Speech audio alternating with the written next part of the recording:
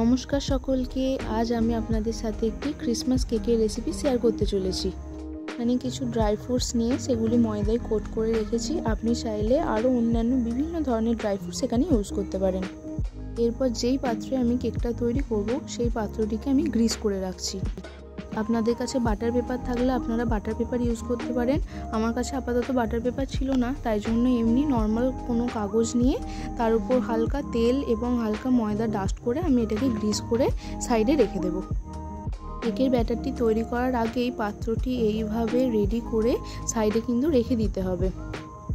এবার কেকের ব্যাটারটি তৈরি করব। প্রথমেই আমি 1 কাপ গুঁড়ো চিনি এখানে নিয়ে নিয়েছি। চিনিটা গুঁড়ো করার সময় আমি কিছু দারচিনিও ওর সাথে গুঁড়ো করে নিয়েছিলাম। এরপর ওই কাপেরই 1/2 কাপ পরিমাণ সাদা তেল আমি নিয়েছি। কোনো স্ট্রং স্মেলযুক্ত তেল এখানে নেওয়া যাবে না। প্রয়োজনে আপনারা এখানে বাটার গলিয়ে ব্যবহার করতে পারেন, কিন্তু আমি এখানে তেল নিয়েছি। এরপর চিনি গুঁড়ো এবং তেলটি খুব ভালোভাবে মিক্স করে নিতে হবে। আমি এখানে কিন্তু চামচে করেই মিক্স করে নিয়েছি। তেল আর চিনির মিশ্রণটিকে খুব ভালোভাবে মিক্স করতে হবে। আপনারা হ্যান্ড উইস্কে করেও এই কাজটি খুব ভালোভাবে করতে পারেন।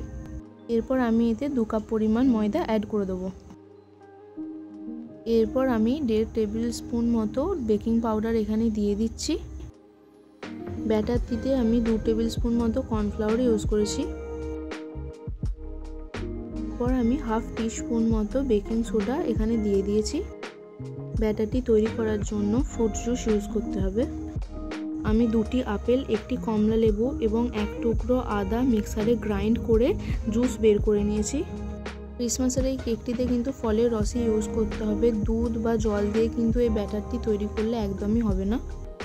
আমি মোটামুটি 1 গ্লাস মতো জল দিয়ে এই ফলের রসটিকে ডাইলিউট করে রেখে দিয়েছিলাম মোটামুটি 2 থেকে 3 ঘন্টা মতো।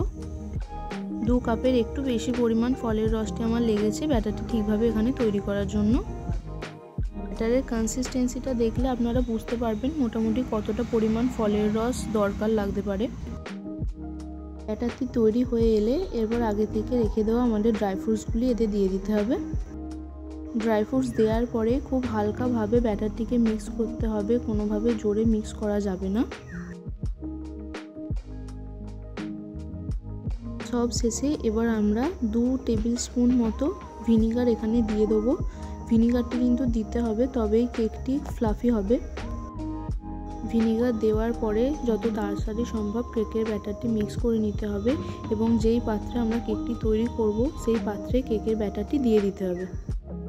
আমি কেকটিতে কোনো রকম ডিম বা কোনো রকম অ্যালকোহলের ব্যবহার করিনি, যেহেতু আমি কেকটি আমার বাড়ির ঠাকুরের জন্য তৈরি করেছিলাম।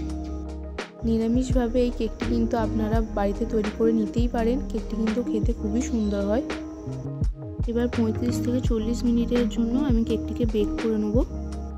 মোটামুটি 20 থেকে 25 মিনিট পর ঢাকনা খুলে কিছু ড্রাই ফ্রুটস দিয়ে আবার সাজিয়ে দিয়েছিলাম। আমাদের এগলেস ক্রিসমাস কেক রেডি হয়ে গেছে।